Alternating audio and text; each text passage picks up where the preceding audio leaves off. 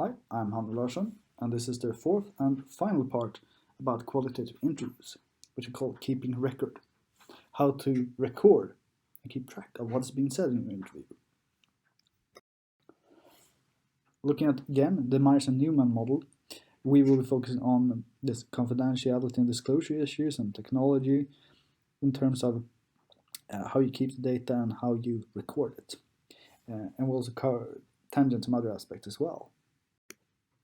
So, when registering answers, it's common to use field notes, noting stuff down during the interviews, like statements, comments, thoughts that appear during the interview, writing something about the context, like where the interview is performed, and non-verbal communication, like body language, that might not be recorded in any other way. And it's not easy, so you need to do multiple tasks at the same time during the interview.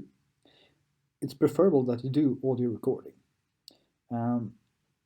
But of course, tapes or audio recordings do not record non-verbal communication and the context, so here's where the notes come in.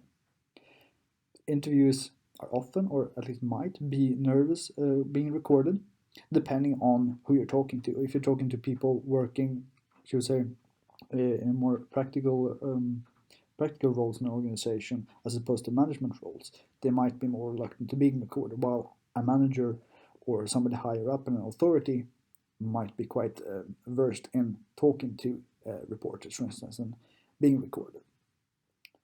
And then we have video recording, which can be quite expensive and bulky and require, should we say, different approaches to analyzing, and may also further make interviews more reluctant, because being filmed is much more invasive than doing audio recordings. For the sake of this lecture, I'll be focusing on audio recordings and to some extent field notes as well. So, to record audio, we suggest using tape recorder is a dated term, I guess, or MP3 player, even that. But they can be borrowed here at the university, or you can, I guess, use any kind of smartphone today.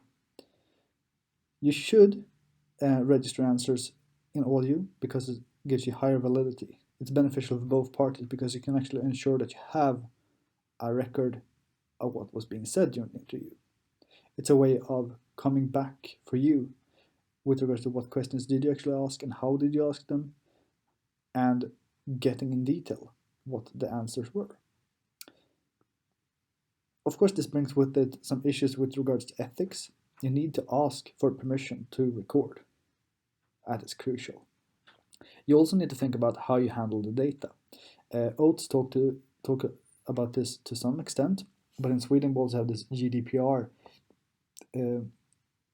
aspect which has to be considered, and this is something that we've covered in previous courses, but something that you need to be aware of, especially when doing this kind of data gathering. You should find a way to present the answers to the interviewee, for instance, after having audio recorded and transcribed the answers, which we'll get to next. And you can also ask for approval of the results if possible. If you have the opportunity to get back to this person or persons that you have interviewed, you can present your interpretation of a certain statement that you're going to use for something, or of the interview in its entirety, or of other aspects of it, in order to get some kind of approval or possibly clarifications. But again, this will be very much dependent upon the relationship you have to the interviewee and the organizations. So, given that you have audio recorded, you probably will do the next step, which is transcribing the interviews.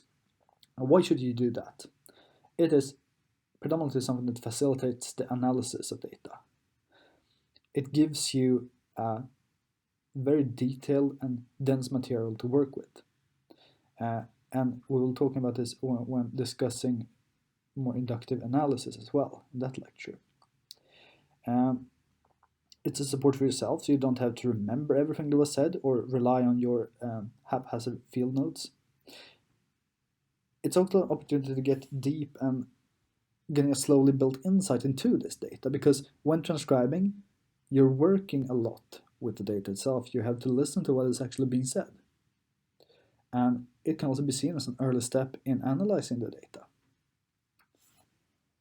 So, transcribing a full interview, think a rule of hand is that 1 hour recorded interviews takes approximately 8 hours to transcribe, but this is of course very much dependent upon your skills in, should we say, listening and using a keyboard speed. Myself, I tend to be quite slow, but it also depends on the approach to transcribing. Do you transcribe word by word, or do you transcribe in a more cleaned up way? There are different approaches, and I think there are more proponents for transcribing as close to what is actually being said as possible. But still, you have to make some choices in terms of like what nuances do you include and exclude, like different sounds or pauses that this person makes, body language, and these kinds of things, in combination with the field notes. There's an option. But how do you go about it then? You have to decide on a strategy on how to transcribe before actually starting to do it.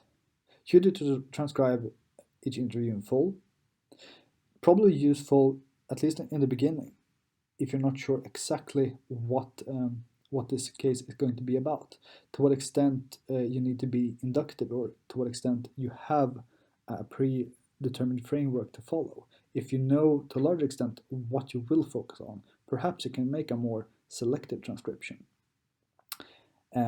What details do you make note of? Do you try to make note of emphasizes, pauses, different kinds of noises that the interview makes? That's choices that need to be made. You should listen and re-listen to the recordings because you will miss things. Take a lot of pauses, write down what was being said, and don't try to write down to large chunks at the same time. But allow it to take time, because you're also, again, going through the material and starting to analyze it, starting to understand it. And you should also acknowledge that it's crucial that you actually write down the right thing, because if you misinterpret or mishear a word, it can be problematic later on. And again, this aspect of being selective. Do you transcribe just the relevant part of the interview? If possible, or perhaps later on in the interview process where you have interviewed quite a few people in the organization and you're starting to get a grasp of what you're interested in, perhaps you want to transcribe relevant parts. And this is something that we will talk more about when talking about grounded theory. So, a key thing here then. Transcribing is analyzing. It's your interpretation of what is being said, because you do some filtering and you do some cleaning up regardless of how you do a transcription. Your choice on how to transcribe and what to transcribe will influence the data that you get, and this is something that you should make note of, something you should make explicit in a thesis or a paper.